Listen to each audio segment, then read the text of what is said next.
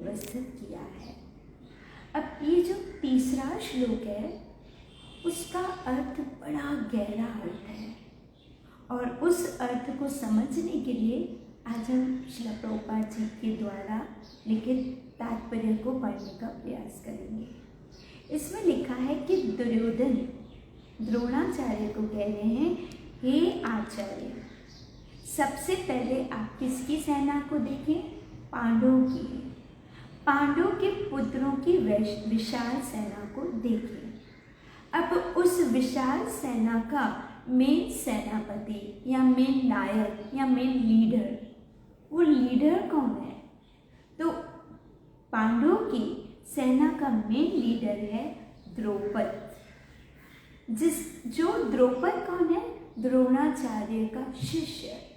फिर से सुनिए, जिसे आपके बुद्धिमान शिष्य द्रौपद के पुत्र ने, अर्थात द्रौपद ने नहीं किया है, द्रौपद के पुत्र जिसका नाम है दुष्टदमन, द्रौपद के पुत्र दुष्टदमन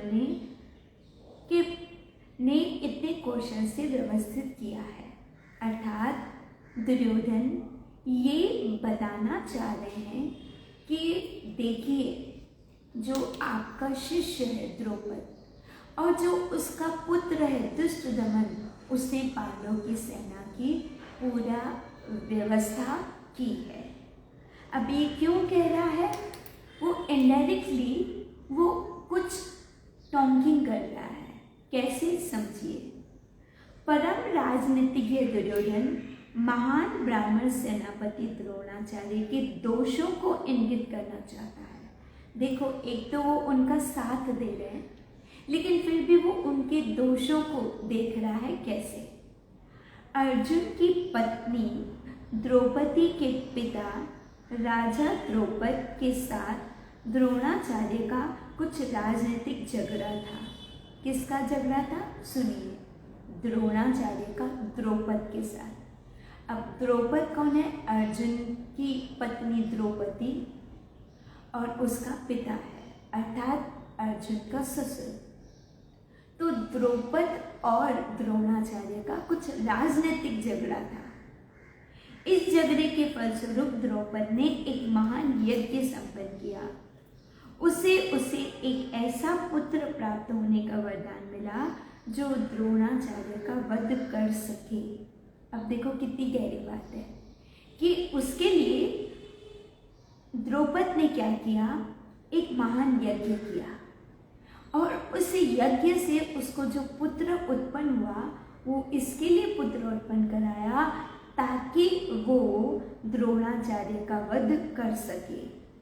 द्रोणाचार्य इसे भली भांति जानता था, किंतु जब द्रौपद का पुत्र दुष्टदमन युद्ध शिक्षा के लिए उसको सौंपा गया तो द्रोणाचार्य ने उसे अपने सारे सैनिक रहस्य प्रदान करने में कोई झिझक नहीं हुई। अब देखो द्रोणाचार्य कितने महान निकले, जबकि उनको पता था कि द्रौपद का पुत्र है और ये द्रौपद का पुत्र यज्ञ से क्यों उत्पन्न हुआ है? मुझे मारने के लिए। लेकिन फिर भी उन्होंने उसको अच्छी तरीके से शास्त्रों की विद्या सिखाई, क्योंकि उनको पता था कि इसी के शस्त्र से मैं मरने वाला हूँ। चाहे तो नहीं सिखाते थे, लेकिन जब एक गुरु का दर्जा आता है ना, तो गुरु के दर्जे में बेईमानी नहीं की जा सकती है, चाहे वो शिक्षा गुरु हो या चाहे कोई आध्यात्मिक गुरु हो या किसी कला का गुरु क्यों ना हो, तो वो धनुर्विद्या में बिल्कुल एक अच्छे गुरु का रोल अदा कर रहे थे। जबकि पता था कि द्रौपद का पुत्र दुष्टदमन ही मेरा वध करेगा, लेकिन फिर भी उन्होंने शिक्षा देने में कोई कमी नहीं छोड़ी। ये उनकी सबसे बड़ी महानता थी।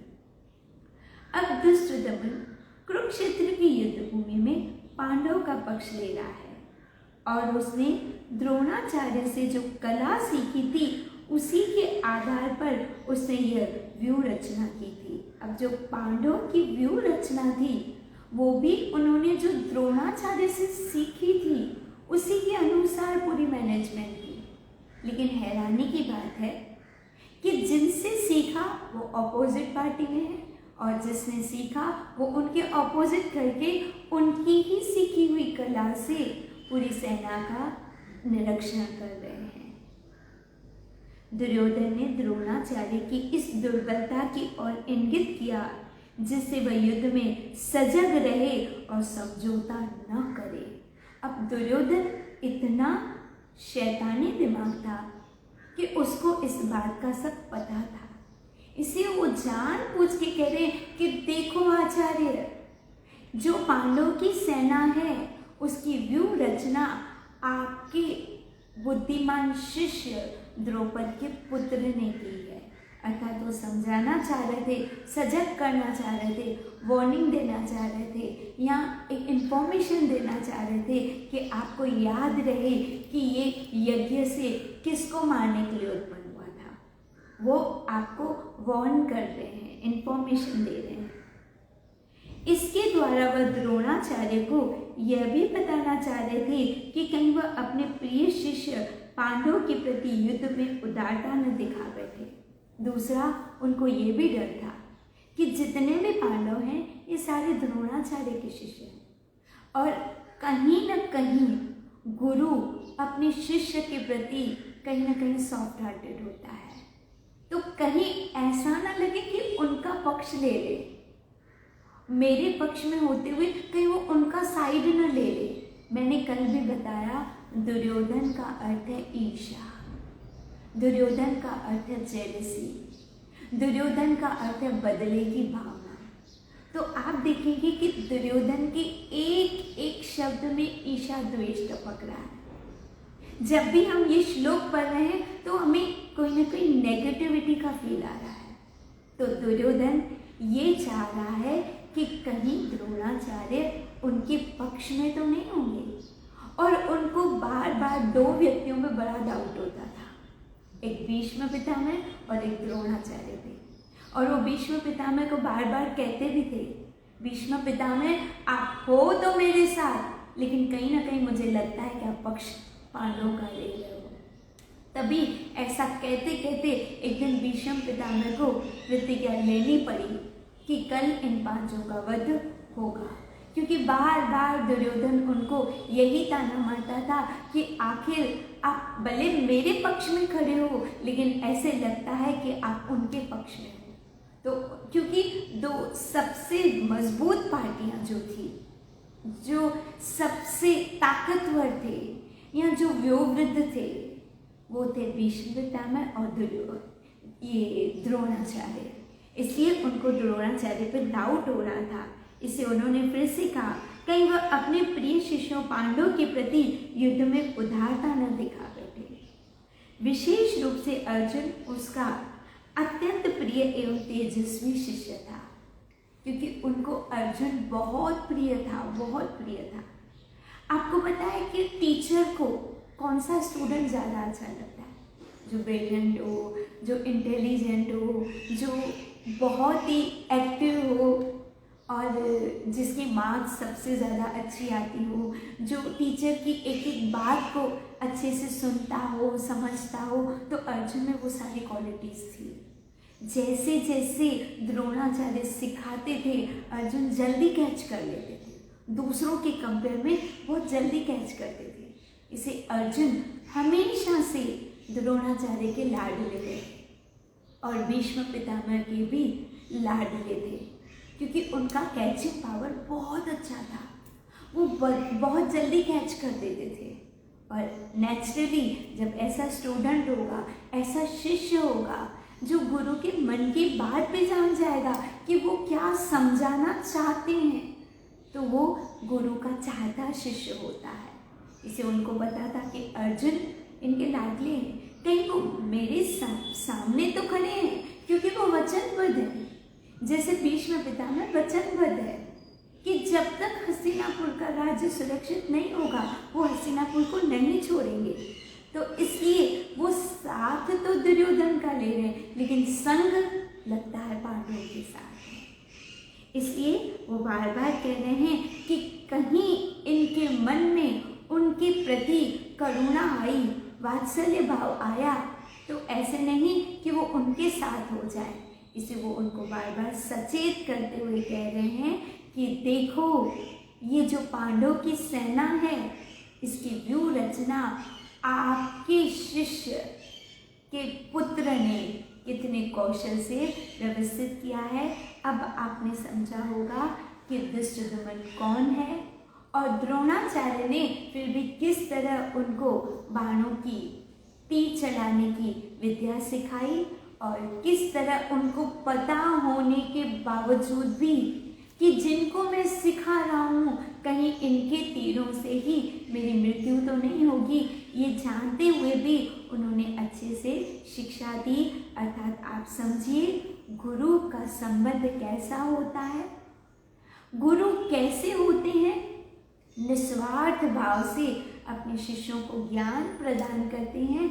अब शिष्यों का काम है उस ज्ञान को अच्छे से लेके अपने जीवन में उतारे।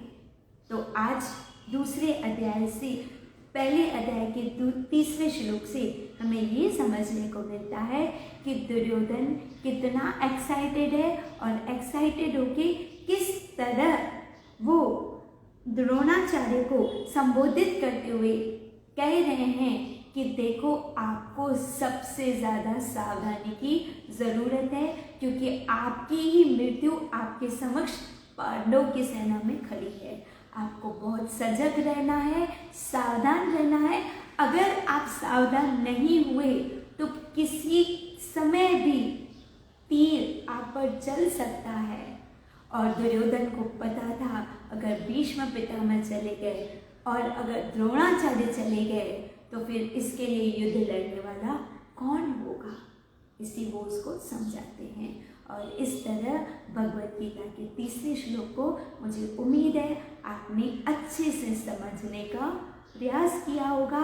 और आज हमको इससे भी यही शिक्षा मिलती है कि ईर्ष्या द्वेष इंसान से क्या क्या काम करवाता है, और जिनके अंदर प्रेम है उनको पता होते भी कि सामने वाले को मैं शिक्षा दूंगा तो वो मेरे ही ऑपोजिट खड़ा होगा, फिर भी वो उनको शिक्षा देते हैं। आप देखिए दोनों में कितना अंतर है।